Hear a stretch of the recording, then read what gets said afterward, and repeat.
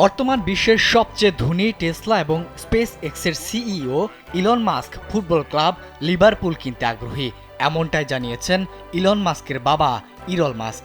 কিনতে চাইবেই না বা কেন? ইংলিশ প্রিমিয়ার লিগে পয়েন্ট টেবিলের 1 নম্বরে যে রয়েছে লিভারপুল। এর আগে যখনই কোনো জিনিসের জনপ্রিয়তা সর্বোচ্চ পর্যায়ে পৌঁছেছে, ধনকুবের মাস্কের চোখও জিনিসটিকে নিজের করে নিয়েছে। যার এক দারুণ উদাহরণ হলো সামাজিক যোগাযোগ মাধ্যম টুইটারকে কিনে এক্সে পরিণত করা।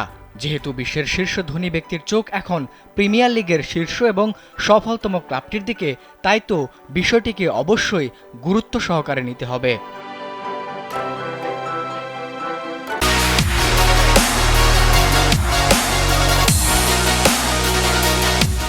সম্প্রতি টাইমস রেডিওকে দেওয়া এক সাক্ষাৎকারে 6 বারের চ্যাম্পিয়ন্স লিগ বিজয়ী ক্লাবটিকে কেনার ব্যাপারে খোলাখুলি কথা বলেছেন ইলন মাস্কের বাবা।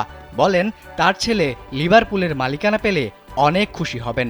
লিভারপুলের প্রতি তার ছেলের বিশেষ নজর আছে কি না এমন প্রশ্নের উত্তরে ইলনের বাবা বলেন, হ্যাঁ অবশ্যই। তার মানে এই নয় যে ইলন লিভারপুল কিনে নিচ্ছে। এ সময় ছেলের পাশাপাশি বাবাও বলেন, লিভারপুল কিনতে পারলে আমিও নিশ্চিত খুশি হতাম। এক পর্যায়ে মজার ছলে বলেন, এই নিয়ে আর কিছু বলবো না, তাহলে ওরা ক্লাবটির দাম বাড়িয়ে দেবে। এদিকে ইংল্যান্ডের অন্যান্য ক্লাব থাকতেও লিভারপুলই কেন, এমন প্রশ্নেরও জবাব মিলেছে ইলনের বাবার কথায়।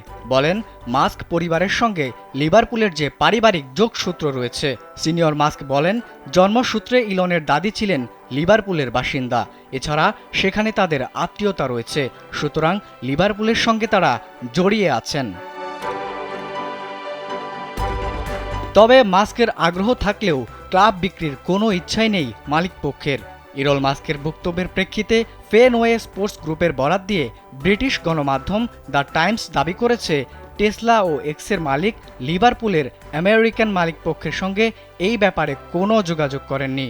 এছাড়াও তারা জানিয়েছে, রেডিওর সাক্ষাৎকারের প্রেক্ষিতে ক্লাব বিক্রির ব্যাপারে কথা বলার কোনো আগ্রহই তাদের নেই, কারণ এই ধরনের আলোচনার কোনো গুরুত্বই নেই।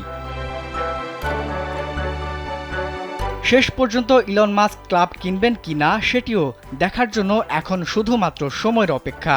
কারণ টুইটার কেনার আগেও সেটি নিয়ে ছিল নানান জল্পনা কল্পনা, যদিও শেষমেশ সেসব মিথ্যে প্রমাণ করেই সামাজিক এই যোগাযোগ মাধ্যম কিনে নেন বিশ্বের শীর্ষ এই ধনকুবের। আবিদ হাসান, কালবেলা।